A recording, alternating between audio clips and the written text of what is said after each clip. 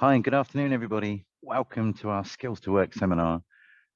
It's great to see you. You should be getting a poll come straight up so that we know who you are. And I'm just filling it in as well because I can't see anything otherwise. Great.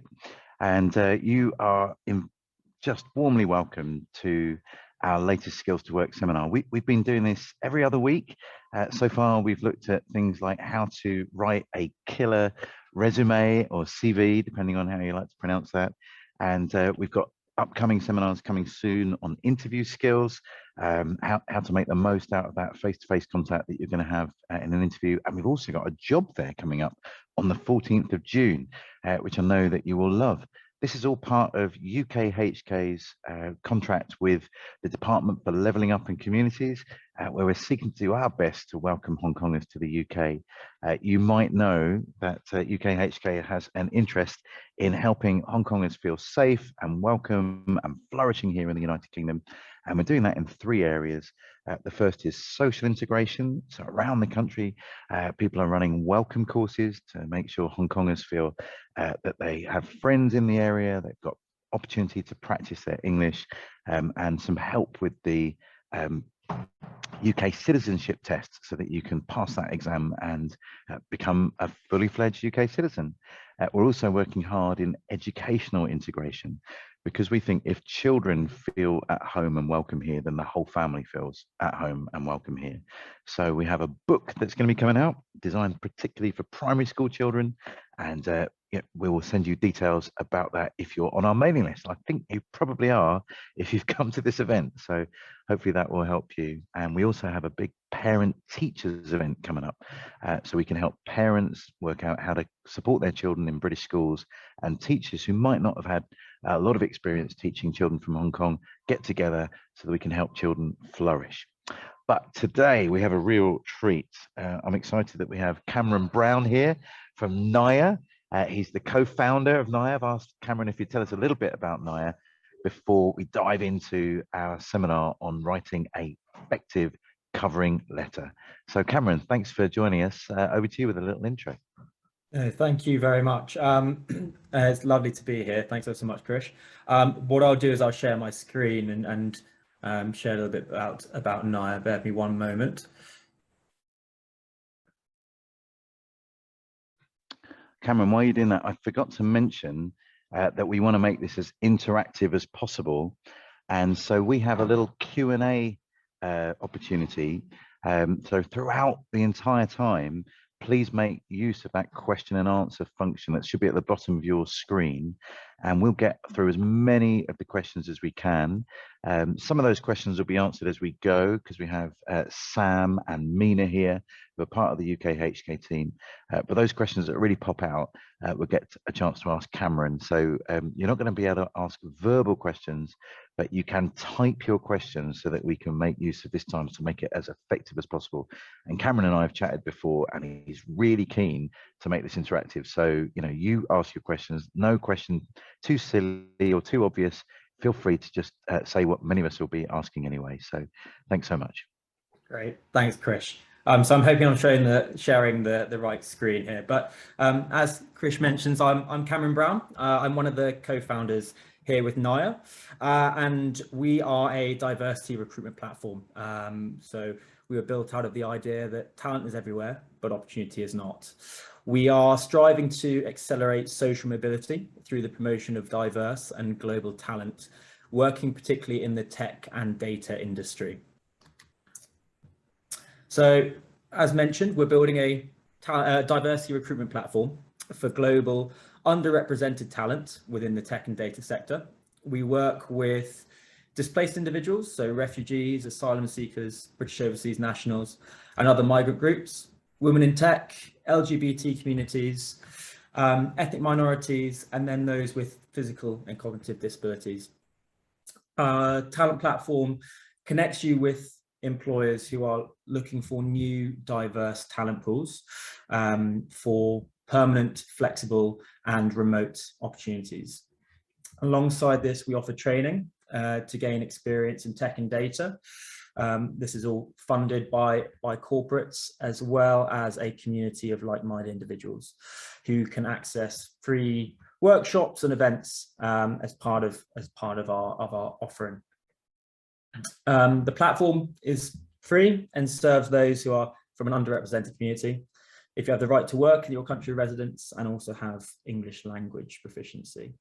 So we're also open to those with existing skill sets in tech and data, so have those digital skills, but also those who are looking to transition into a new career, looking to start out in software development, data analytics, etc.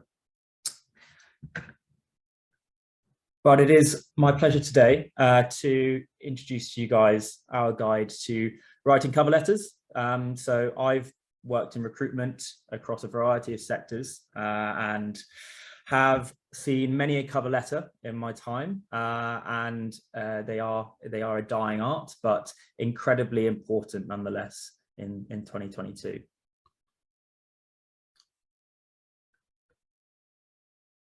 So in terms of what we'll be looking to cover today, we'll be looking at what exactly a cover letter is and why it's so important in 2022, how to plan a cover letter, the common pitfalls that you may see and sort of try to avoid, the basic formatting of your cover letter and how important research is before you start writing it. And as we say, then the structure and how to actually write it when you get down to putting pen to paper.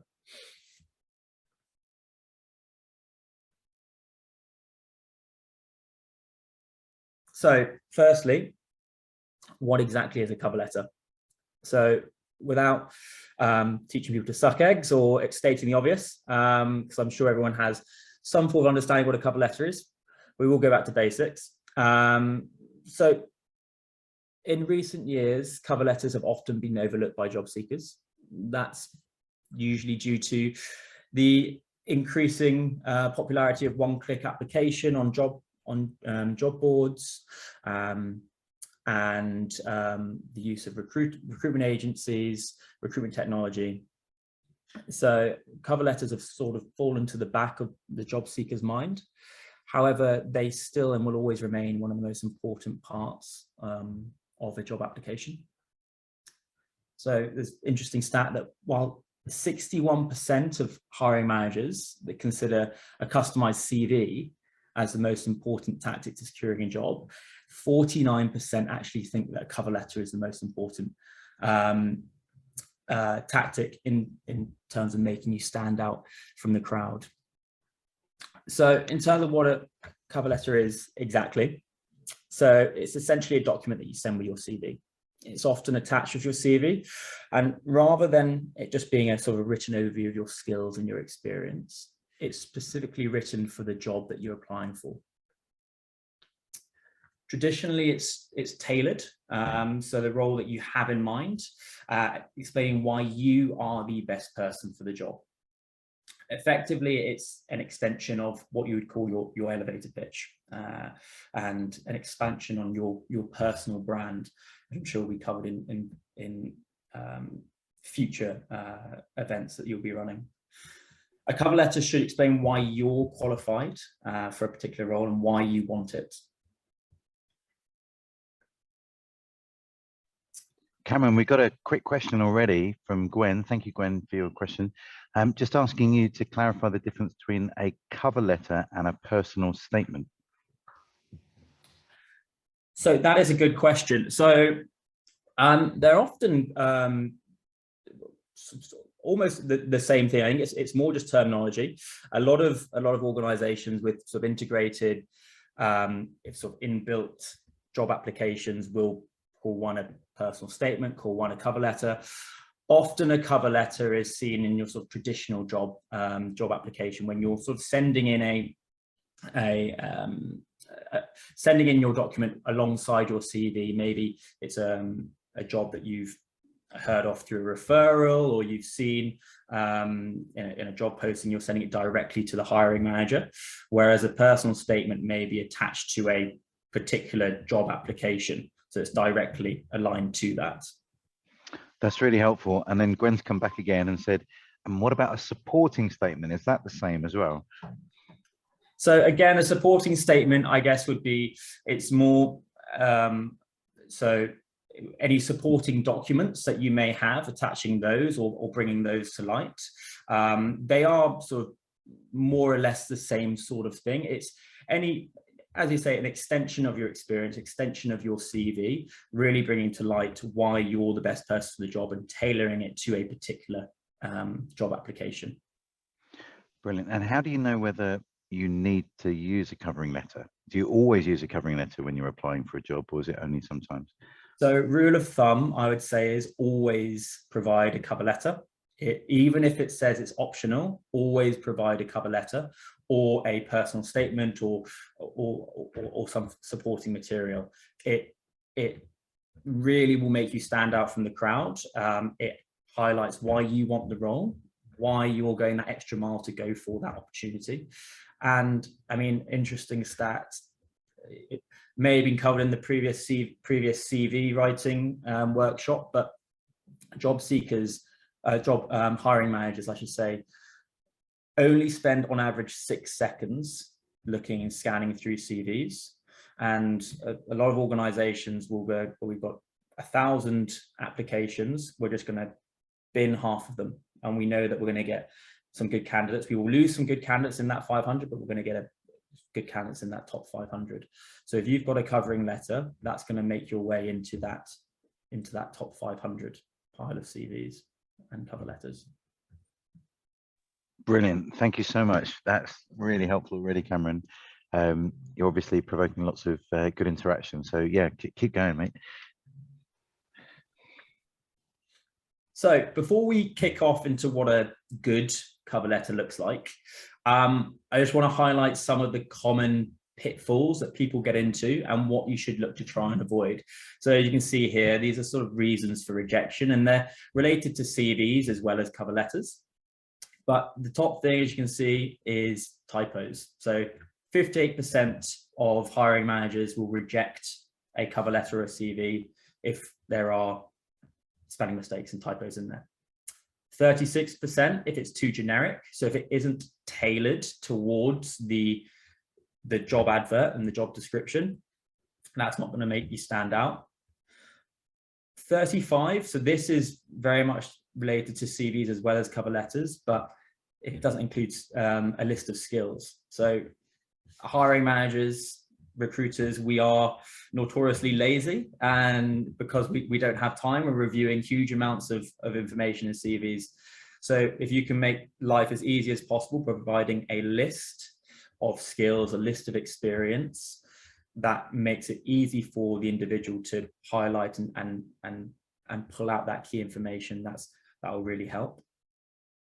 Number 32. So this is an interesting one, and it's about striking a balance. So copying wording from the job posting. Well, it's very important to try and mirror the job description when you are creating your cover letter, to show that you've done your research, make sure that you are understanding the company culture.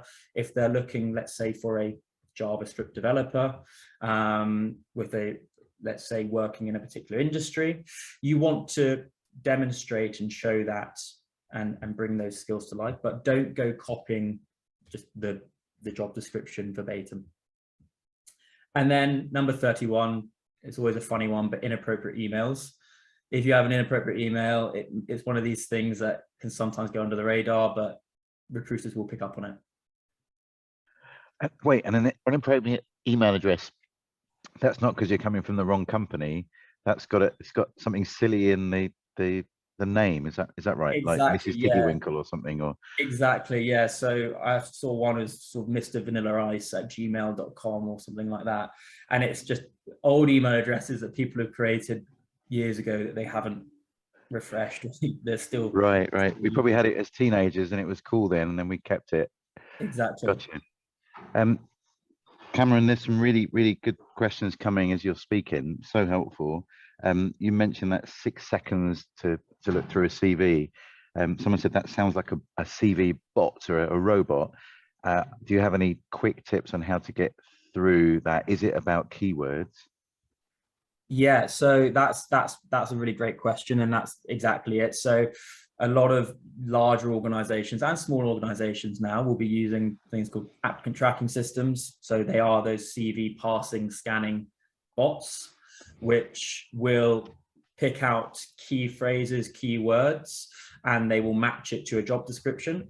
So again, that's the importance of highlighting, creating those lists so that they can easily identify them, making sure that the structure of CVs and cover letters is clear, and you're not, so trying to avoid the use of graphics, images, so photos and of within CVs can often confuse these applicant tracking systems. So trying to avoid the use of photos. Interesting. That's a big one.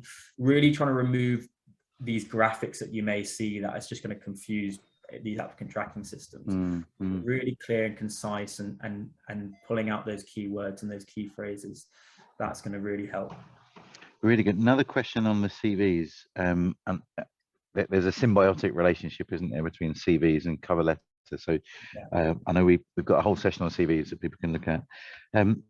But someone said, who will screen the CVs? Is it someone in HR? Let's assume it's not a computer. Is it someone in HR, or will it be one of the technical people? Because data, for example, and software design, will the HR team be screening, or will it be the technical team? So it depends company to company. Your smaller organizations, it will go straight to your hiring manager. So the technical managers, most likely. However, in your larger organizations, they will have sort of, I guess, a first line of defense, let's say, which will be your talent teams, your HR recruitment teams. So they will do the first pass. So let's say big financial sector, but financial institutions, they'll have a team dedicated to their IT infrastructure side of things. So they'll have individuals who are working and reviewing those. Once it's done that first pass, it will then go on to the hiring managers. Gotcha. And a couple of questions on the inappropriate email addresses.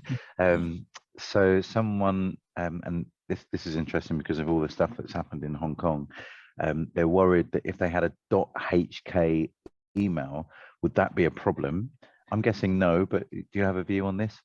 I don't think so. I think, yeah, I would be very surprised if it did. I haven't seen any issues like that. I think most individuals now working in sort of HR and talent are very open-minded and would be looking to sort of promote that. So no, I don't think that would be an issue. Yeah, I think you're right. And maybe you might just want to stress, if that was at all a worry, that you are eligible to work in the UK and that you're not in Hong Kong and or don't have a visa or whatever. So that would be the only red flag, I think. But actually the .hk isn't a problem generically. Someone else said, could you be a bit more specific about inappropriate email addresses? And my read from you is it's just when you've got a kind of childish, youthful email address rather than one that looks professional, that's just your name and surname. Is that how you see it?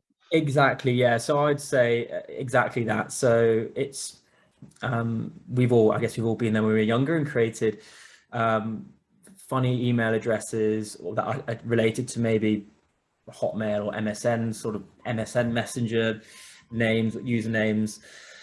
So anything that, as you say, would come across as childish or unprofessional, try to stick to name or sort of some variation of your name, digits, whatever that may be, rather than phrases like Cameron loves rugby or that's good.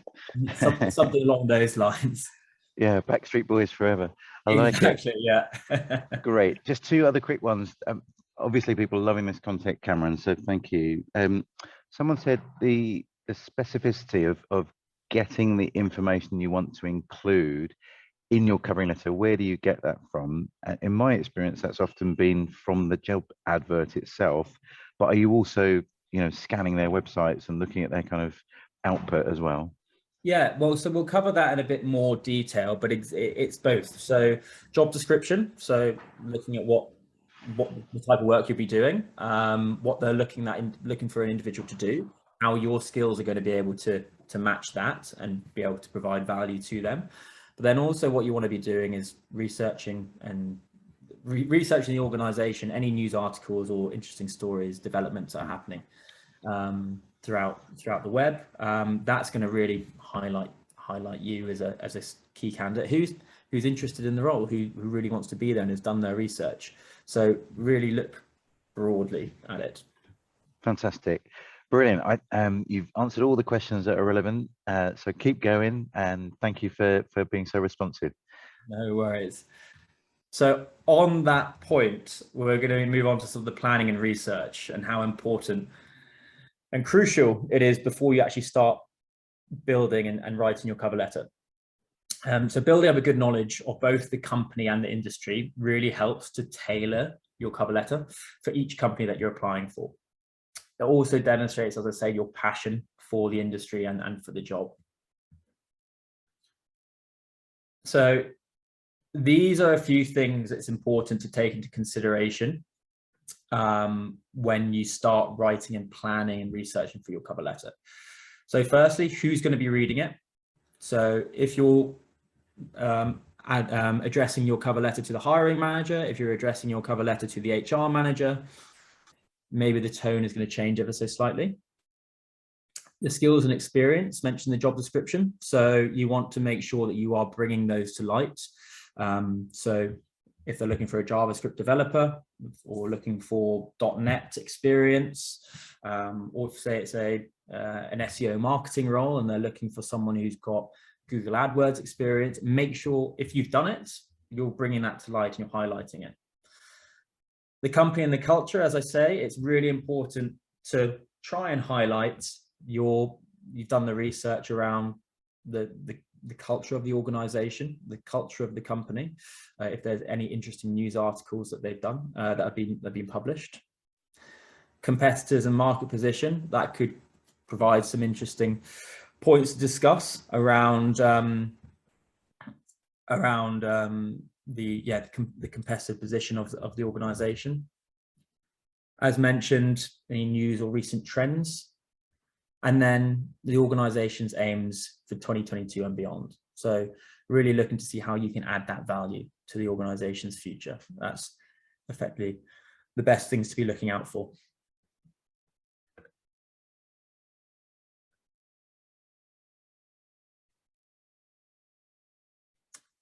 So there is a basic format to writing a cover letter that you can follow each time. However, it is very important to remember that every cover letter should be tailored to a specific job. So it's going to change ever so slightly, depending on which role you're applying for. So this, if you can see clearly enough, is an example of a cover letter. And this is essentially the basic formula that you're going to want to be following. So if you're following this structure, you won't go wrong. Keep this in mind. So number one is the header.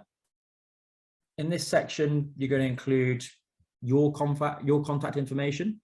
So your name, email address, phone number, your address, all of that information that they can get back to you with. You're also going to include the employer's contact info.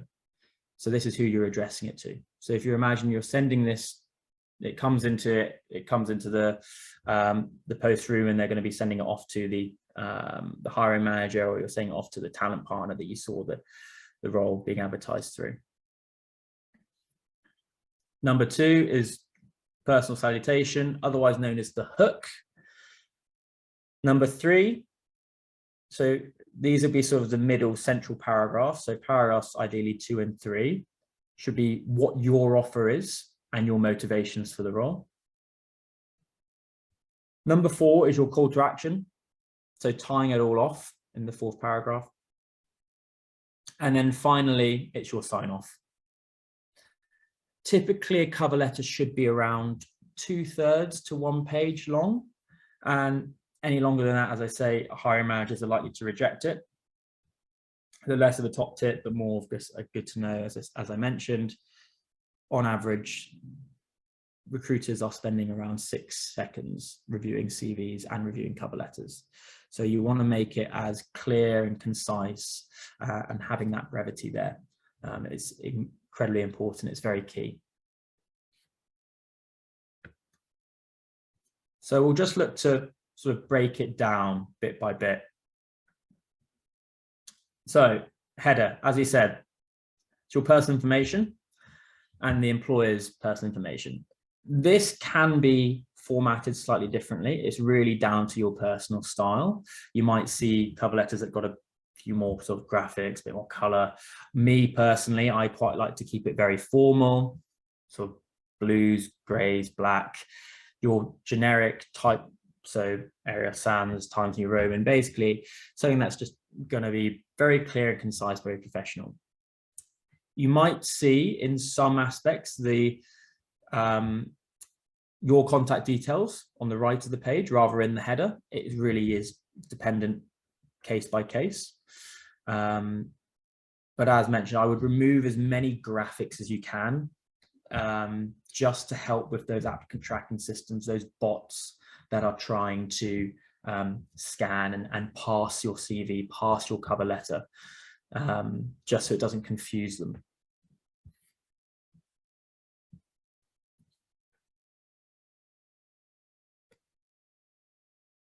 Number two, so this is the personal salutation, the hook. So start your cover letter off with dear hiring manager's name, dear talent partner's name, whoever you're addressing it to. If it's for a job with a pretty relaxed culture, feel free to use their first name. I think it's always, I mean, for corporate positions and more traditional industries, it's good to go for their full name, but it's really, I mean, that's something that you'll gauge when you see the culture of the organization that you're applying for. If it's that startup, quite relaxed industry, feel free to go with their first name. If in doubt, go with both first and second name. In the first sentence, best thing to do, introduce yourself. Sorry, Cameron, quick question. If we can't find the name of the hiring manager for any reason, is it still dear sir or madam, or is that out of date now, or what's your advice? I'd say dear sir, madam is absolutely fine. Yeah, that's absolutely fine. Great, thank you. So within the hook, the first sentence, really, this is what's going to be the first sentence they read. You really want to be introducing yourself to set in context. So years in industry, your professional background, and then also identify the position that you're applying for. A top tip as well, which hasn't been included here, but it is good to mention where you heard about the role. So it could be you saw it on LinkedIn, you saw it on a job board. It could be that you saw it directly on their job site. If you saw it on their job site, their careers page, it will usually have a job number attached to it. So, and the same goes actually on job boards. So be sure to refer to the job number that accompanies it. Because if it's a large organization, let's say like Lloyds Bank, for instance, who are looking to hire multiple roles, they've got multiple positions open, it's good to provide that job number so they can easily identify which role you're actually applying for. And another good top tip is, if you can, try and sneak a top achievement into the intro. That's really going to wow the hiring manager. So it could be around sort of, let's say, why you've been, I've had 10 years experience and I've been managing a team of 25 people, how I'm looking to move into a different sector, or whatever it may be. Something that's really going to, I guess, make you stand out from the outset. Try and sneak that achievement right in there is really going to set you apart.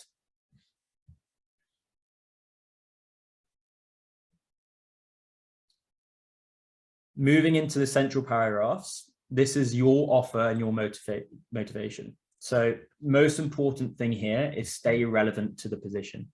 Discuss the experiences and the skills and make you successful, that will make you successful in the job, and make them understand why you are going to be the candidate that they're waiting for. Here it's where you're really expanding on your CV, pulling those relevant skills to the top and showing, I guess, that maybe that's a formal education that you may have, really what's going to set you apart. it's very important though to remember that it's not just an extension of your CV. You shouldn't just be copying your CV. You should be tailoring it to the job description. I can't stress that enough. That's really, really important. So research the job description, look for the type of language that they're using. Don't copy it word for word, as we mentioned before, but use it as inspiration, adapt it. Look at the skills that they list. If they've placed large emphasis on Microsoft Azure, highlight that, but obviously don't lie. Again, as I mentioned earlier, employers love lists. So if you can set it out through bullet points is always a great way. If you're setting out your experience, that's a really good way to clearly highlight the skills that you will have. One section that's also really important and isn't actually included in this bit here is your motivation, why you want the job, why you'll fit into the company's culture and the core values. So for instance, it could be, let's say if it was a digital marketing role and it was a sort of marketing position that you're going for, you could say something along the lines of, like, I'd say, what's impressed me about the marketing strategy is so like a team that's using a self-reliant team managing 2 basic metrics. So conversion and traffic, it perfectly reflects my core values, my core professional values, or something along those lines. That's sort of tying it into your interests, your culture, why you're going to fit in with their organization.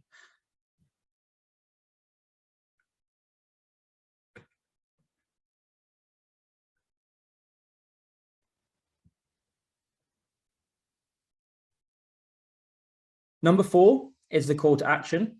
So using the final paragraph to provide your ask for a callback, or even, God forbid, in the age of COVID, a personal meeting. A top tip here is, if you can, provide them with your availability for a callback. It really puts the ball in their court.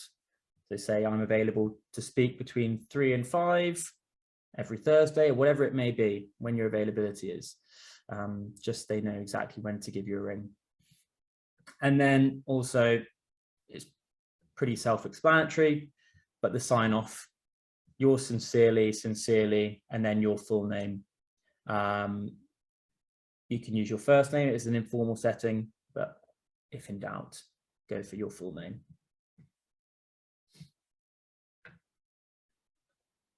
Brilliant. Are you ready for a couple of questions, Cameron? Of course. Amazing. Really helpful. So thorough. So just going back to the very beginning was around the address. Ricky was asking, is the address important? Because it feels odd that you're doing that in a digital age, and it's not like you're really sending a letter. So what's the address saying to people? Yeah, no, of course. And look, so the cover letters are traditionally from when you were sort of sending your CV in with and your cover letter into an organization, it was sort of coming into a post room. It's also, I mean, it's best practice just to let individuals know. So if it's going to a hiring manager, if it's going to a talent manager, and this isn't a job application that you've done through a job board or through their careers site. This is, let's say you've been speaking to a friend who works at an organization and they say, oh, we know that we're hiring for this position, send your CV in, or send your CV to the HR team. They'll be able to point in the right direction. So put me down as a referral. So if you put that address in there, it's just going to show sort of best practice and understanding, okay, who it's going to, who they're going to be, which hiring manager is working on it, which talent partner is working on it. It may be that they print it off and they actually deliver it to the hiring manager or the recruiter. It may be that they just forward it on as an email. It really is just sort of best practice. It's one of these sort of old-fashioned traditional things that we sort of kind of been ingrained in us. That hasn't really moved on from there.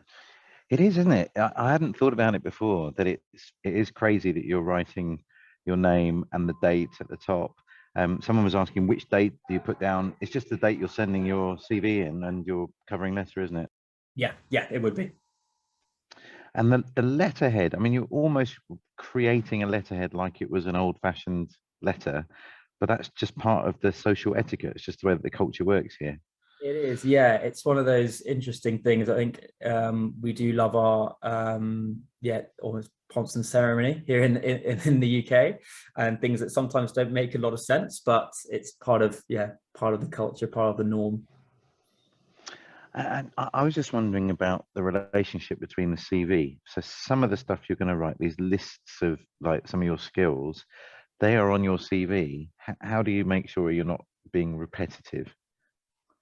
So there is always a risk that you could come across as repetitive. You just want to make sure that you are pulling out the information that is most relevant. So let's say if you're a full stack developer, I'm speaking from I guess, my experience working in the tech sector. If you're a full stack developer and you've worked in a sort of across the JavaScript framework, for anyone who's familiar with it, you've got like React, Vue, Node, JS. Let's say that they've highlighted a few frameworks that they're really interested in, and they've put they put priority on those skill sets, rather than just copying. Okay, I got JavaScript experience and listing it all out. Highlight where you and actually bring to light, okay, the experience you've had across those particular frameworks, those particular skill sets. Maybe mention particular projects or roles that you were doing, or things that you were doing that relate to those skills in particular. That's what we mean around really trying to personalize it to the job description. Just a few more questions of the when you need a covering letter again. So if you're doing an online application and you've just got a box, do you still use the format that you're talking about, or is this tends to be used when you're attaching a CV and a covering letter to an email? This tends to be when you're attaching a CV to a covering letter. You're attaching a covering letter to a CV, I should say. If it's one of these bots, if it's a integrated job application portal that you see now, they will have a space there. So still structure it the same way that we've discussed. So you have the hook, you have the middle paragraphs, you have the sign off, and then you have the call to action, and you have the sign off. You don't have to worry about, well, obviously you have to worry about the address. You don't have to worry about any of that stuff, that information. Brilliant. Someone was asking here about how to link my experience with the culture and values of the organization that you're seeking to work for. And you had an interesting comment. You don't want to copy and paste from their website, because that looks like you haven't done any research. You've been lazy, but you do want to kind of reflect back the language. So I remember I applied for a job as the Children's Commissioner, and I looked up the UN Declaration on the Rights of the Child, and I tried to internalize them a little bit so that then in my covering letter I could drop a few of the phrases to show I knew what I was talking about, or that I had experience that aligned with the role, even though that wasn't ever asked for. Is that the kind of thing you're talking about? Exactly. I think it's exactly that. So if you go onto an organization's website and you'll see the culture and the values that they stand for, it might be four points that summarize the organization and the company's culture. I guess trying to highlight and bring to light that those are sort of reflect your same professional standards, the values that you uphold, without just taking and copying and pasting or saying, I also uphold this value X, Y, and Z. Trying to pick phrases, choose little words here, just so you're kind of reflecting the wording that they're using, demonstrating that you are going to be a good cultural fit. If they talk a lot about teamwork, make sure that you are highlighting that, okay, you're working in a team environment. If they're looking for people who are innovators, demonstrate situations that you have worked on new products, new features, and developed and led let's say, a team of product developers and software developers to innovate new products. It's pulling these sort of things.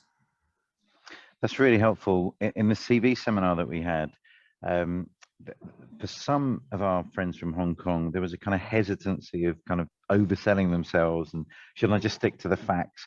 But there is a little nuance here, isn't there? And it's interesting. I hadn't thought about how culturally sensitive it is that you are trying to say something that you're a good fit for the job, but not in a boastful way, but in a factual way. And again, if I was trying to apply in Cantonese for a job, I wouldn't have the first chance. So I wonder whether you might try to find a friend, an English-speaking friend in the industry that could read over what you've written to see how you're coming across, because it seems after the bots have been through the covering letter, a human being is going to read it, and some of the ways that we'll talk about ourselves could either be really positive or put us in a more difficult situation. Yeah, no, definitely. I think that's exactly it. I think your CV is, and your cover letter, that is the chance to sell yourself. That's the first impression, and first impressions are unfortunately very important when it comes to finding a role, especially when it's such a competitive industry and job market out there. But yeah, exactly that. I think it would be the applicant tracking systems, these bots, they are going to look at it very factually. They are going to pick out the skills and match talent for talent. Are they going to be good? Yes, no. But there will be someone at the end of the screen who is ultimately going to be making the decision. And you want to be, as I say, yes, selling yourself as much as possible, relying on people that you know. There's services out there. There's free services. There's also paid for services where you can have people review your CVs, review your cover letters. Maybe I can share those at the end of the session or separately as sort of follow up. But there are loads of great services out there that can help with these cover letters and help with CVs. And really finesse and polish those. Excellent. You're doing a great job, Cameron. Loads of questions coming in. I wonder whether we should hear a bit more from you. Have you finished your slide presentation? So we were just moving on to the summary and then questions, really. So, I mean, just in terms of what we covered today, so we really went over what a cover letter is and why it's so important. Why it often gets overlooked by job seekers, but I mean, if there's anything to take away from this, it's if they ask for a cover letter, do it. Even if it's optional, definitely do it. Looked at the common pitfalls that are there, from typos to inappropriate email addresses to lying on your CV or just copying the job description. The importance of planning and researching the company's values, the company's culture, trends in the news, how it aligns with competitors, and then the ingredients of when it comes to structuring the perfect cover letter. So how to actually structure it, the formula of what you should be putting in there. It's really simple, breaking it down from the header, if you are doing it as you're physically sending it in or sort of following that traditional sense, to the salutation, the hook, the middle paragraphs of the your offer and the motivations, and then the call to action and sign off. So those are the things that we covered today. Again, so moving on to questions. One thing I did want to just highlight is, so there is, for anyone who is looking to sign up to our platform, is interested in roles in the sort of tech and data space, be that you have an existing skill set or you are looking to transition into that space, please feel free to sign up at our website, which is www.naya.ai. It's completely free. There's also opportunities to gain training and upskilling. We're working with some really great training and talent and training providers who are sort of leading in their field. You can publish your profile to our network of employers. What we are also doing is we have an internship program that we are about to launch, which is for anyone who really is at sort of that early stage, maybe university students or just out of university and looking to get a little bit more experience with an organization here in the UK or across Europe. We are running a remote internship program, which will be anything between 1 week work placement to a 1 month long internship. So feel free to email my colleague Holly at naya.ai, or you can also email us at team@naya.ai, which I'll share in the follow-up material. Brilliant, really helpful. Let me just chuck a few of the questions at you. And thanks again, and really grateful for Naya, your partnership over many of these sessions actually. So, I mean, some practical questions, like if I need to email the my CV and my covering letter, I guess there's a third thing I need to also do, which is the email that accompanies both the covering letter and the CV, or do you just put your covering letter as the email and attach the CV? Does that make sense? Yeah, I mean, that's a very fair point, very good question. I would say keep the email as brief as possible, would be my suggestion. So attaching the documents, if you're attaching the CV, attach the cover letter as well. The email can be as simple as, dear sir, madam, whoever the name is, please find attached my CV and cover letter for the X role, which I found via X, Y, and Z. If you have a referral, if you have a job number, include that. But just keep that as brief as possible and really leave your cover letter and your CV to do what they're there for.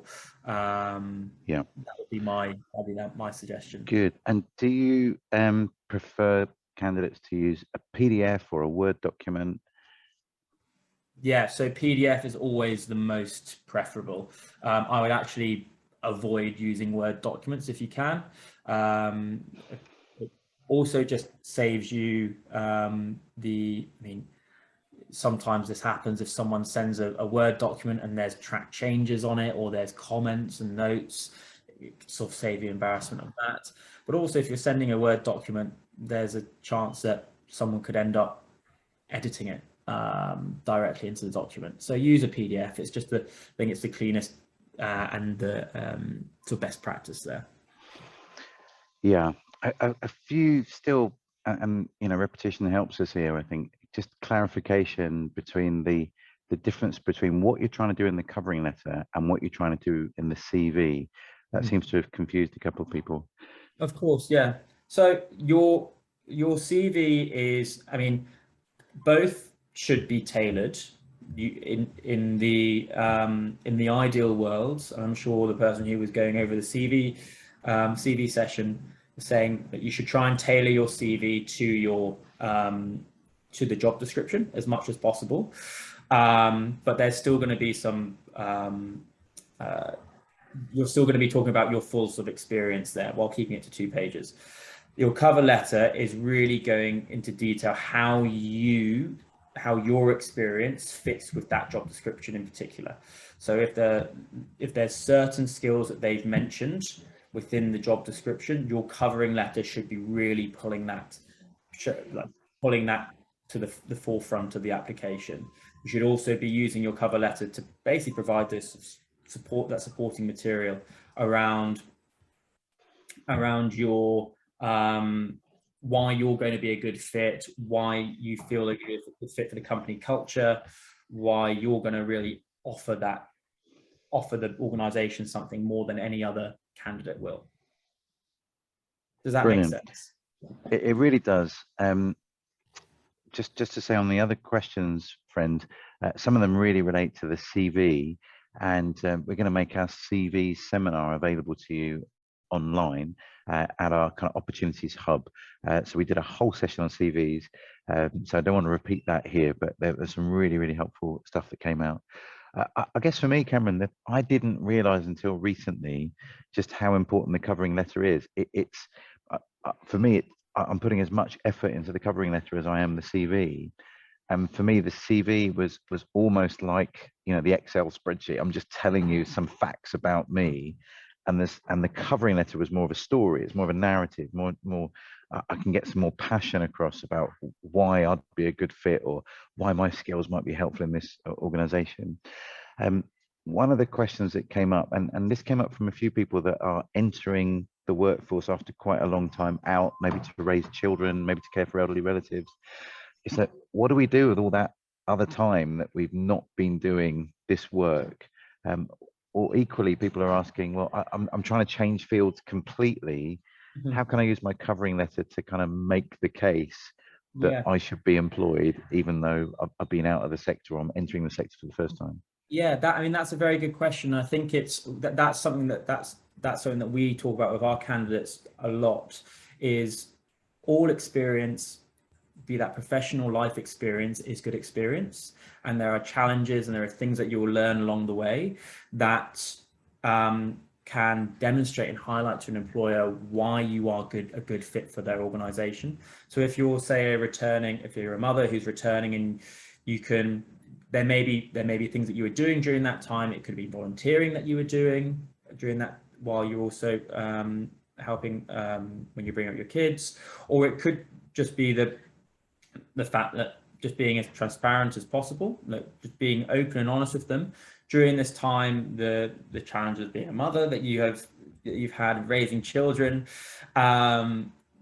Just that story, as you say, that narrative is incredibly important. If it's, say, you're a career changer, you're transitioning. Let's say you worked in journalism and you're looking to transition into digital marketing or advertising. You could say something around the storytelling aspect of being a journalist and how that has helped you to have that creative mindset and to move into sort of the advertising industry or that digital marketing industry in terms of a keyword perspective or something like that. That's sort of how I'd tackle it. Every experience is a good experience. Just really take a step back and think, okay, what have I learned here? These challenges that I've overcome, or this time that I've had off is never wasted. It's never wasted opportunity. It's never wasted time. It's just how you sell it, how you present it to the employer. Really helpful. Someone was asking, well, how important is this anyway? Surely it's just about your skill set, and that should kind of speak for itself. I guess my take is, this is the way that you help your skill set to be seen and heard. And if you don't do it the right way, then no matter how skilled you are, they won't be able to know that they can employ you. Is that how you see it, Cameron? Exactly that. I think it's yeah. I mean, employers are seeing thousands and thousands and thousands of job applications per role, and they will just cut out half. They will just cut out half the CVs, and they know that they'll lose good candidates in that chunk of CVs that they're throwing out. You want to give your CV as much opportunity to rise to the top, and give them an excuse not to throw them out. And I guess it's so yeah, it's creating that story, creating that narrative, and creating the color there, and presenting why you better than so and so. Like maybe I've got two candidates here who've got the same skill set, they're the same age, same background, they have the same salary expectations. Who am I going to go for? Who am I going to choose? Who am I going to bin off, for lack of a better term? It's going to be that person who's put in the effort and who's got that story that they can tell and really presented it in a concise way. Really helpful. Just a couple of practical things from me, and then we'll give Cameron a chance to say any kind of closing reflections, and then I've got a couple of notices for you. So I was wondering about the importance of a friend, a UK native English speaker, that could just be that that kind of extra set of eyes to check that your language is coming across well, that you're presenting yourself the best way possible. I know that, you know, I've done that for neighbors and friends and people in my church that are trying to go for jobs like this. And that is one of the things that UKHK is trying to provide through our kind of friendship festivals and stuff. We're trying to give you an opportunity to make some UK friends. It's great when we've got Hong Kong friends here, but helping you with that kind of cultural translation, there's nothing really that beats having someone here. And you know, these seminars are great. We're trying to give you inside tips and tricks, but we haven't got the ability to read your CV or your covering letter. So really want to encourage you to get out there and use some of these tools that we're providing. Another thing I thought, and again, I'd love your view on this, Cameron, just trying to understand British business culture. You might enjoy, don't let it scare you too much, but there's a TV program called The Apprentice. And it's kind of a comedy show because it's people trying to get a job for a very wealthy tycoon. But it might just kind of give you a flavor of some of the ways in which British culture works. I don't think most bosses are as brutal as the guy in this show. But the other one, again, a bit of cultural orientation, could be fun, is another one called The Dragon's Den. And the Dragon's Den, those are entrepreneurs that are presenting themselves to you know, a panel of very wealthy people trying to persuade them to give them some money. And it's a little bit like the pitch that you're making with your CV or your covering letter. And what I've noticed over the years, and our family's addicted to this show, is it's the people that have a story, a narrative. And the narrative could be, you know, I've had a mental health disorder and, you know, I've not been able to work, but this is what I'm trying. And actually that often brings empathy out of these very strong business types. So it could just be part of your cultural orientation to watch a couple of episodes of those shows. They're available on iPlayer for free. But it might just help you just understand, how does the British business mind work? And it could be a bit of fun for your family. What do you think, Cameron? Yeah, no, totally agree.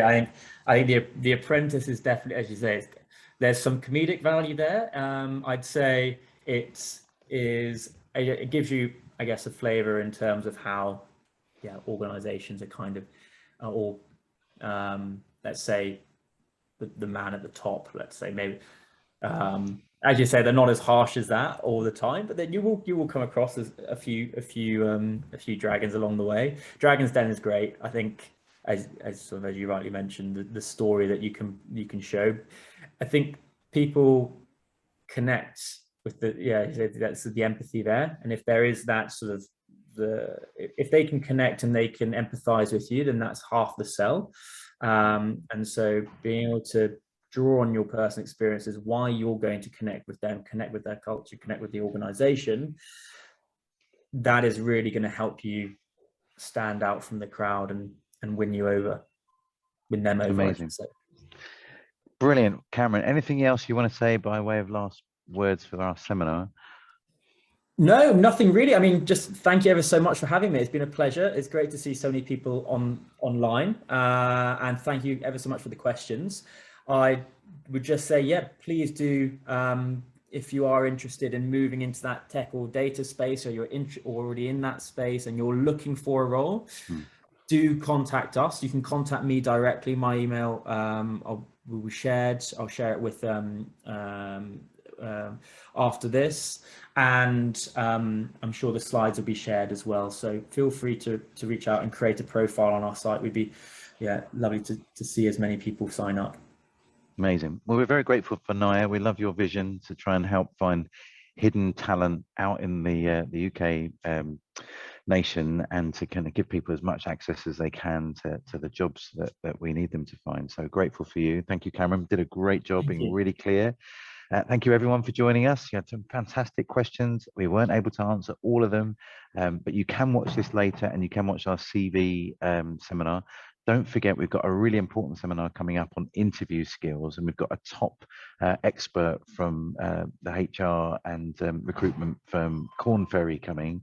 And we have a job fair coming up on the 14th of June, which will help you make some more connections in different fields, maybe inspire you into an area of work you've never thought of doing before. And do look out for your local friendship festival and the new parent and teachers event that's coming. But you should get an email about all of those upcoming events. We're keen to make you feel very welcome here. in the UK. We're delighted that so many people from Hong Kong are here, and we're looking forward to getting to know you. Thanks again, everyone. See you soon.